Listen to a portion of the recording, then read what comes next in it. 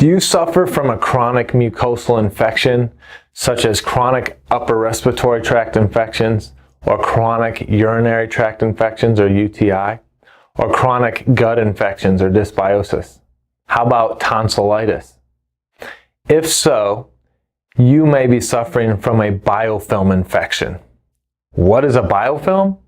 That's what we're going to talk about today, and it's very important for you to know because biofilms are estimated to make up to 80% of the microbial infections in the body. And if you don't know what you're looking for, you're not going to find it. I'm Dr. John Bartemus, and I'm putting the pieces together to help you live a life at optimal.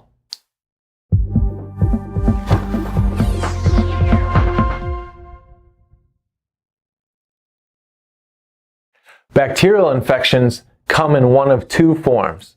The free-floating planktonic form, where there's individual bacteria floating around in your blood, or you could picture bacteria floating around in a stream or river freely within the water.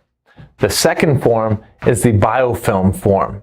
Think of a bunch of bacteria binding together in a community made of slime.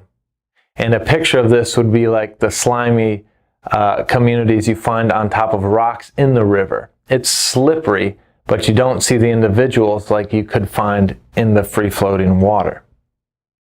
Now, the planktonic form is the form that medicine is classically looking for and going after. The antibiotics we use today were designed in the early 1900s to go after the acute planktonic bacterial infections that were affecting humanity. And they've been highly successful against the free-floating planktonic bacterial infections. But antibiotics that we use today are not good at penetrating the slimy domes or the biofilms that bacteria live under. And this is why chronic infections occur. For example, if you're a woman with chronic UTIs, and you've experienced that Cipro is a medication that always helps you, then the mechanism by which you are having recurrent UTI infections is likely biofilm driven. What do I mean? Well, picture this. You get the UTI, you go to your MD, and they prescribe Cipro. Cipro knocks out your urinary tract infection, and you're good to go. And then a month or two later, you have another UTI. You go get Cipro, it knocks it down, and you're good to go for another couple months. The Cipro always works for you. Well, what's happening? Why does the infection recur? If Cipro works for you, why does it ever come back? Are you getting a new infection every single time? Science says that you probably are not getting a new infection each time.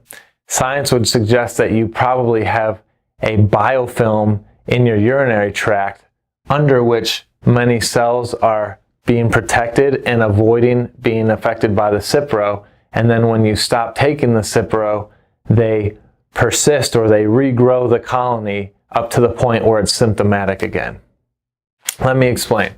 When you take a prescription medication, the prescription will kill the planktonic form, the free-floating form in the blood or in the tissue that we're talking about.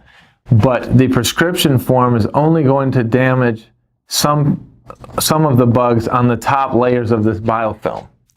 So you will get a lessening of symptoms because you're killing a certain amount of the bugs, but it's never reaching deep into the biofilm here.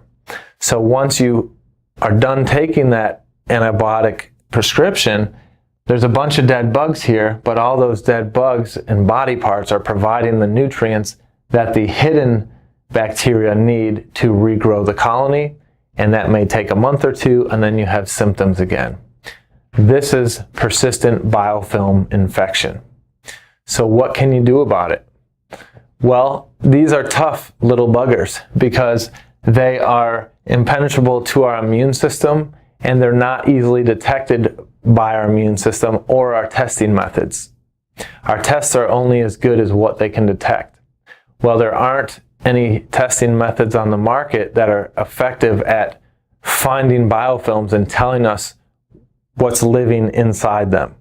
So you may have had a stool test, say, to look for why you have chronic GI infection, and the stool test comes back normal, and you're told you don't have any dysbiosis or any infection in there.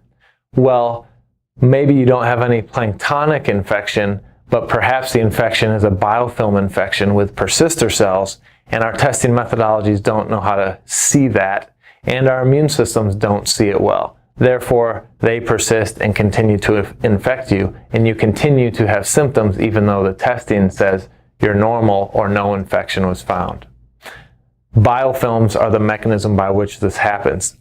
Biofilms allow the bacteria who don't want to die and who do want to colonize you because you're a good host and you feed them, the biofilms allow them to live in a protected community and reproduce and exchange genes, making them more adaptable and better able to avoid your host defenses and avoid medications and natural antimicrobials.